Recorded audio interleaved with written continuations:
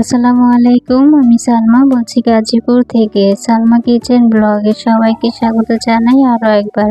কাছে এবং দূরে, দেশ ও দেশের বাহিরে যে যেখান থেকে আমার ভিডিও দেখছেন, আশা রাখি আল্লাহর রহমতে ভালো আছেন, সুস্থ আছেন। আলহামদুলিল্লাহ, আমি আমার পরিবার নিয়ে ভালো আছি। আজকে ভিডিওটা শুরু করেছি কিচেনের সকালের নাস্তা দিয়ে। তো বাহিরের বাচ্চাদের বেশ আওয়াজ আসছে, প্লিজ ক্ষমা সুন্দর দৃষ্টিতে দেখবেন। আমার কিছু করার নেই, অনেক চেষ্টা করছি আওয়াজটা বন্ধ করা যাতে না আসে, কিন্তু যাই হোক। এইদিকে হচ্ছে আমি খিচুড়ি বসিয়ে দিয়েছি। আগের দিন যে মাংস রান্না করেছিলাম, মুরগির একটু বেশি করে করেছিলাম যাতে সকালে নাস্তাটাও হয়ে যায় আর কি। তো আমার সুবিধা হবে। কিছুটা মাংস তরকারি আমি তুলে রেখেছিলাম আগে থেকে যদি তুলে রাখা হয় তাহলে কিন্তু ভালো হয়। তা না হলে দেখা যায় খেতে খেতে শেষ হয়ে যাবে, পরে আর কোনো হিসাব থাকবে না। এজন্য আমি আগে থেকে একটু তুলে রাখি সবসময়, যাতে পরের দিন আর কি নাস্তাটা বানাতে সুবিধা হয় আমার। তো খিচুড়ির সাথে মুরগির মাংস দিয়ে নাস্তাটা করে নিয়েছিলাম। তো আমি খিচুড়ির চাউল ধুয়ে রেখে দিয়েছিলাম। এখন আর কি মশলা কষিয়ে চাউল দিয়ে দিয়েছি, এখন ভেজে নিচ্ছি। ভালো করে ভেজে আমি গরম পানিটা অ্যাড করে দেব।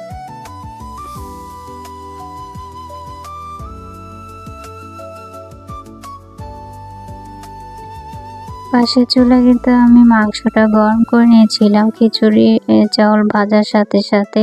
তো এদিকে হচ্ছে আমার খিচুড়ি চাউলটা ভালো করে ভাজা হয়ে গিয়েছে। এরপর আমি পানি অ্যাড করে দেব আর কি। তো চাউলটা যদি ভালো করে ভাজা ভাজা করে নেওয়া যায় তাহলে খিচুড়িটা কিন্তু আলহামদুলিল্লাহ অনেক বেশি ভালো হয়। আমি যে খিচুড়িটা খুব বেশি ঝরঝরা করব তাও না, তবে একটু ভালো করে ভেজে মশলাটা ভালো করে কষিয়ে নিয়েছি। এরপরেই তো গরম পানিটা দিয়ে দিলাম। গরম পানি দেওয়ার পর কিন্তু খিচুড়ি হতে খুব বেশি সময় লাগে না। খিচুড়ি রান্না করতে কিন্তু খুব কম সময়ই লাগে, ঝটপট হয়ে যায়। খিচুড়ি বলেন, মাংস রান্না বলেন, এই রান্নাগুলো কিন্তু খুব সহজ। আর আমার কাছে এই খিচুড়ি মাংস রান্না করতে খুব ভালো লাগে, খুব সহজে হয়ে যায় আর কি।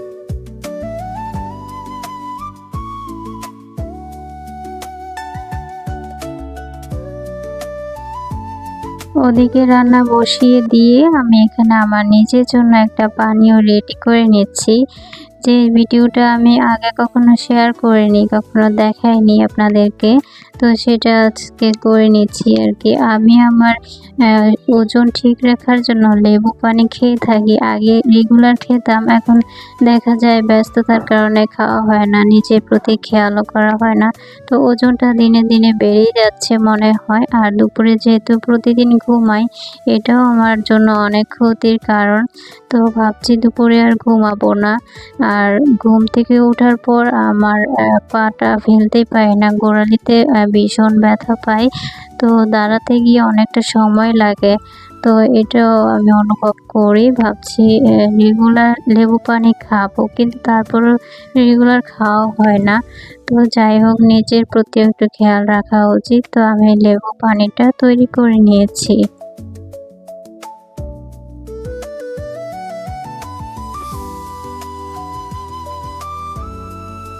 ওই যে বলেছিলাম খিচুড়ি হতে খুব বেশি সময় লাগে না, আমি লেবু পানি তৈরি করেছি। আর এদিক দিয়ে খিচুড়িটাও কিন্তু হয়ে গিয়েছে।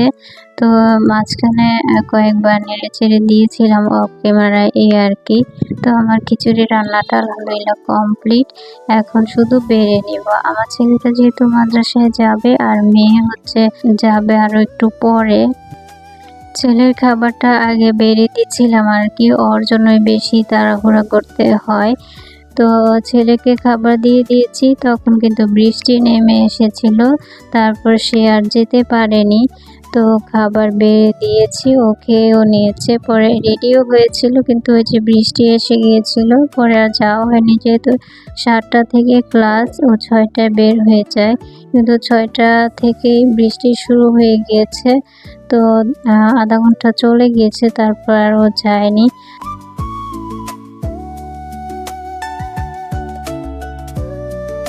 মেয়ের রুমে এসে আমি দেখলাম যে বৃষ্টির কি অবস্থা, জানলা করে দেখি। তো আমার মেয়ে আবার জানলা দিয়ে হাতটা বাড়িয়ে দিয়েছিল বৃষ্টি ধরার জন্য আর কি।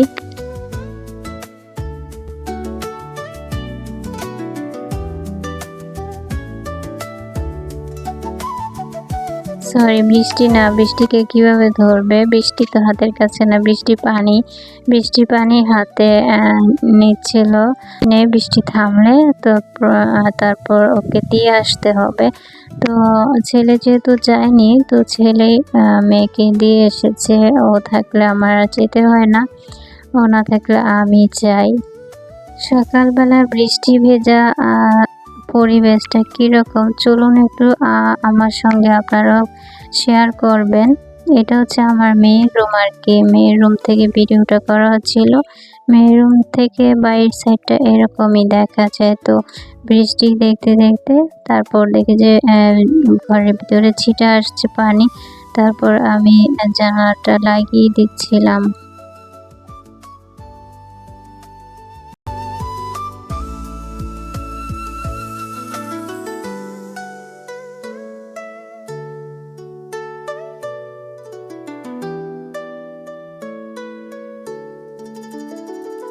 এরপর চলে আসলাম গেস্ট রুমে আমি বেশিরভাগ সময় গেস্ট রুমেই নামাজ পড়ি। এখানে নামাজ পড়ে অনেক আরাম পাওয়া যায় ফ্যানের নিচে দাঁড়িয়ে আর কি। আমার বেডরুমে ফ্যানটা একটু বেডের উপর সাইডে বসানো হয়েছে যাতে বেডে ভালো মতো বাতাস লাগে।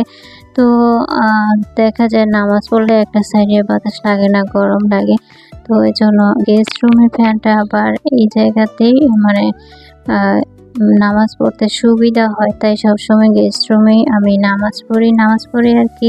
জানামাজটা রেখে আমি কিচেনে চলে গিয়েছিলাম। তো আর কি রান্নাবান্না শেষ করে, নাস্তা তৈরি শেষ করে আর কি চলে আসছি জায়নামাজ। আর আমার হিসাবটা আমি এই জায়গাটাই রাখি। এটা হচ্ছে গেস্ট রুমের জন্য একটি ড্রেসিং টেবিল করা হয়েছে, একটা সাইডে ওপেন রাখা হয়েছে। আমার জায়নামাজ হেজাব রাখি, মানে এটা হচ্ছে গেস্টদের জন্য রাখা হয়েছে, ওনারা যেন জায়নামাজ রাখতে পারে। আর নিচে একটা ফুলদানি রেখে দিয়েছি।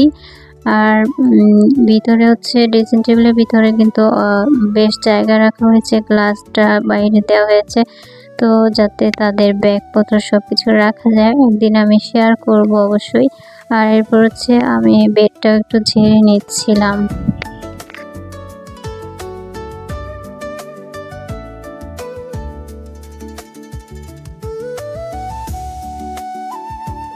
গেস্ট রুমটা আমার পরিপাটি থাকে, খুব বেশি এলোমেলো হয় না, মাঝে মাঝে হয়। আমি আবার সেটা গুছিয়ে রাখি যেহেতু একদমই রুমে ঢোকার সাথে গেস্ট রুম আর সোফাটা চোখে পড়ে, আর সাথে ডাইনিং টেবিলও পড়ে। তো ডাইনিং টেবিলটা অনেক সময় এলোমেলো থাকে। তখন আমি একটু রাগারাগি করি যে রুমে ঢুকলেই তো সবাই এই জিনিসগুলোই দেখবে, তো এগুলো একটু সবাই মিলে গুছিয়ে রাখলেই হয়। একা হাতে আর কতই বা পারা যায়। সবাই দেখা যায় যার যার মতো মগের পানি খেয়ে মগগুলো এলোমেলো করে রাখে আর কি। যাই হোক, আমার এদিকে বিছানাটা ঝাড়ু দেওয়া হয়ে গিয়েছে। এরপর চলে যাব কিচেনে। আমার কাজের ভাবি সবজি কেটে দিচ্ছিল, সেখান থেকেও একটু ভিডিও ফুটেজ নিয়েছিলাম।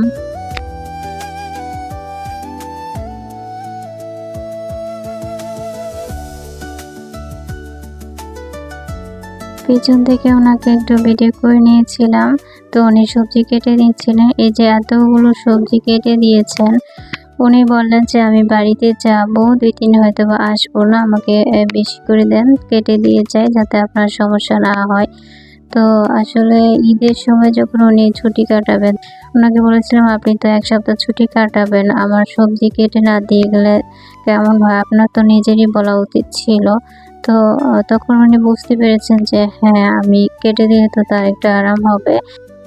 ঈদের মধ্যে উনি 1 সপ্তাহ ছুটি কাটিয়েছেন। তো আমাকে তেমন একটা যে সবজি কেটে দিয়ে গিয়েছেন তা না, আমি জোর করে কয়েকটা কাটিয়েছিলাম। আমিও কিন্তু বলেছিলাম যে আপনার এই কাজটা করা ঠিক হয় না, আমাকে বলতেন, আমি সবজি কেটে দিতেন, আমার কষ্ট হতো না। তো উনি সেটা বুঝতে পেরে তো এবার হচ্ছে উনি নিজে থেকে বলেছেন যে আমাকে সবজি দেন বেশি করে, আমি তো কয়েকদিন আসবো না, যাতে আপনার অসুবিধা না হয়। তো এজন্য একদিনে এতগুলো সবজি কেটে রেডি করা হয়েছে আর কি। আসলে উনি অনেকদিন থেকে আমাদের বাসায় কাজ করছেন, প্রায় 5-6 বছর হবে। মাঝখানে 1-1.5 বছর গ্যাপ গিয়েছে। তো উনি অসুস্থ ছিলেন, তারপরও আমি আবার ওনাকে ডেকেছি। তো কিন্তু এসেছেন। ওই যে বলে না, যদি দ্বিতীয়বার ডাকা হয় তাহলে কিন্তু ডিমান্ড হয়ে যায়। তারপরেও উনি অনেক ভালো কাজ করেন। তো বুঝেন আরকি আমার কোন কাজ কিভাবে করতে হবে।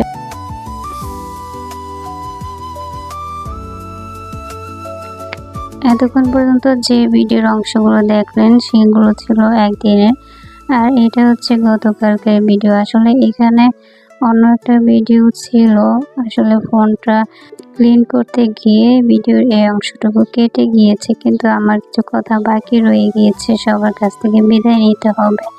তো সেই ভয়েসটা তো কেটে দেওয়া হয়েছে, তাই এখানে এই ভিডিওটাই অ্যাড করে দিয়েছি, নতুন করে আর অন্য কোনো ভিডিও অ্যাড করা হয় নাই।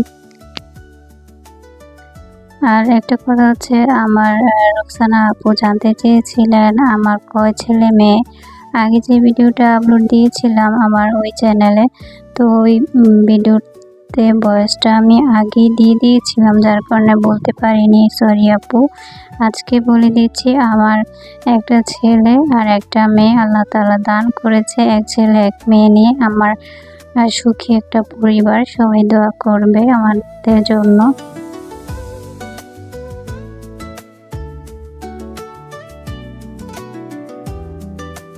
এতক্ষণ পর্যন্ত ধৈর্য ধরে যারা আমার ভিডিওর সাথে ছিলেন তাদের সবাইকে অসংখ্য ধন্যবাদ। আর আজকের ভিডিওটা আমি এখানেই শেষ করব। ইনশাল্লাহ দেখা হবে পরবর্তী ভিডিওতে। আর আমি চেষ্টা করব দুইটা চ্যানেলে একই দিনে ভিডিও দিতে, আর একই দিনে ভিডিও দিলে দেখা যাবে এক সমানেই দুইটা চ্যানেলের কমেন্ট আমি ফিল আপ করে ফেলতে পারবো, তা না হলে অনেকটা গ্যাপ পড়ে যায়। তো সবাই আমার দুইটা চ্যানেল থেকে একই সময় দেখে নেওয়ার চেষ্টা করবেন। আমি আপনাদের ভিডিও কমেন্ট ধরে দেখব।